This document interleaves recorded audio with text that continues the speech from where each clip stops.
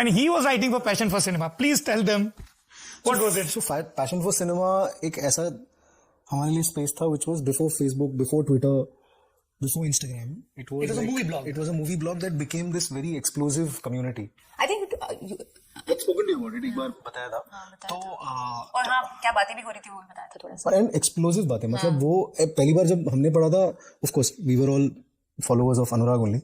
तो उन्होंने लिखना स्टार्ट किया. हंसल मेहता लिखते थे, सुधीर मिश्रा, इवन नवदीप सिंह जो उन्होंने मनोरमा बनाई थी वो भी लिखते थे. चैतन्य तमाणे थे तब, वो तो 17 साल के थे तभी भी मतलब लिखते थे कमाल. तो क्या फ्राइडे वाली फिल्म की कॉन्वर्सेशन होती थी? Every film, all kinds of films. And I think at one point even the trade started noticing कि ये कौन है जो बच्चे बकवास कर रहे हैं. यू नो जो अच्छी फिल्मों का. It was very organic and real talk. Very raw, no agenda, nothing. And that's how we bonded. And Anurag kind of opened it a space. Like I never knew I was a writer till Anurag ने बताया कि नहीं तू लिखता है. तो in fact उन्होंने 2-3 मेरे आर्टिकल पढ़े, बोले आजा बॉम्बे वेलवेट लिखने के लिए, रामन राघव लिखने के लिए. तो मुझे नहीं पता था. तो वो था एक बहुत ही कमाल स्पेस. ये आपको कब पता चला कि आप ट्रम्पेट भी बजा सकते हैं? ये वो तो माइम किया था. वो अनुराग के फिल्मों में हम सबको काम करना पड़ता है. यस. तो एक्चुअली ये हुआ था कि मैं और फर्स्ट एडी जो है नितिन चंपुरी, हम लोग डांस करने वाले थे इमोशनल अत्याचार पे.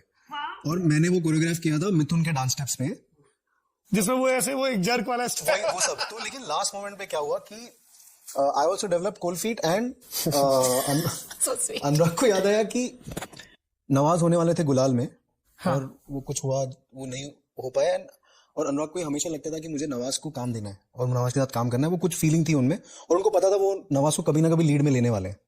और उस दिन उन्होंने ऐसे एक दिन रात को फोन को मैं बोला यार मैं कल शूट कर रहा हूँ तो आजा. तो वैसे नवाज स्टेज पे चढ़े और मैं नीचे आ गया और ट्रम्पेट के साथ. तो वो गाना जो है वो उनके साथ शूट हुआ. तभी भी सबके सामने अनुराग ने कहा था कि यार तेरे को, तू मेरा हीरो है किसी तो फिल्म का, कोई फिल्म का. तब ना मतलब रामन राघव की आइडिया तभी छिड़ रही थी कहीं, उनके मन में था वो. पर और बॉम्बे वेलवेट क्योंकि पनप रही थी बिकॉज ज्ञान प्रकाश जी आए थे, उनका रिसर्च उनके पास था. But he made that promise. आप लोग देखिए रमन राघव. हाँ जी. आप मत देखना. डार्क है ना, यू ऑलरेडी सेड. इनफैक्ट अभी आशीष बिंडे की एक सीरीज आई है मानवत मर्डर, जिसमें आशुतोष गोवारिकर ने लीड रोल किया है. उसी पे रमाकांत कुलकर्णी, सेम कैरेक्टर. तो उसमें वो एक ओपनिंग शॉट है where he is in a police academy, is explaining कि जब भी आपको इन्वेस्टिगेशन करो क्या, तो उसमें एक रमन राघव की स्लाइड आती है. Yes. What is your first memory of cinema? First memory of cinema, बड़े पर्दे पे सबसे पहली मुझे फिल्म जो याद आती है जो मैंने थिएटर में देखी थी वो है बंटी और बबली. काफी रैंडम है लेकिन आई थिंक बस नहीं, बहुत अच्छा है. हाँ. और ये आई थिंक 2006 की फिल्म है, 2006 की होगी, तो मैं 6 साल का होऊंगा, लेकिन मुझे बिल्कुल याद है. और मुझे याद है कि मुझे बहुत पसंद आई. और मैं अब भी जो फिल्म देखता हूँ मुझे वो सेम फीलिंग आती है कि बहुत ही अच्छी फिल्म है. तो आई गेस कुछ 6 साल के वेदांग ने कुछ समझ लिया था उस टाइम पे मूवीज के बारे में, और मेरा टेस्ट काफी आई गेस वैसा ही है. सो क्या गाने लिखे हैं उसके लिए, बहुत अच्छे गाने थे सारे, पूरा छोटे छोटे शहरों से खाली बोर दोपहरों से हम तो झूला उठा. क्या गाना है वो, हम लोगों को लगता है कि वो हम लोगों का एंथम है. हम सब जो टियर 2 टियर 3 सिटीज से आए हैं, हम लोग जब दिल्ली आते हैं ना तो ऐसे खबर होती है, अरे साहब अब तो कुछ बन के ही लौटना है, चॉइस नहीं है कुछ और ना बनने के अलावा. लवली. तो ये जो कहानी है जिगरा की, इसका बीज बता दीजिए. तो ये ऐसा हुआ कि मोनिका रिलीज हुई, फिर उसके बाद मतलब सडनली थोड़े कॉल्स आए कि पिक्चर बनानी है. तो वो भी नया था एहसास कि चलो, तो काफी ऑफिसेज में गया, नोटिस कर लिया गया है हमको इंडस्ट्री में, अब हमें मचा देनी है. हाँ, इसके पहले तो हमारे वही थे सब, आराम नगर वर्सोवा, श्री राम राघवन और वही सब थे जी. और फिर तो तब तो मुझे कई जगहों पे तो मुझे सिर्फ ऑफिस देखना था कि सुना था कि ऐसे ऑफिस में पियानो है. वो मैं किसके ऑफिस में पियानो है?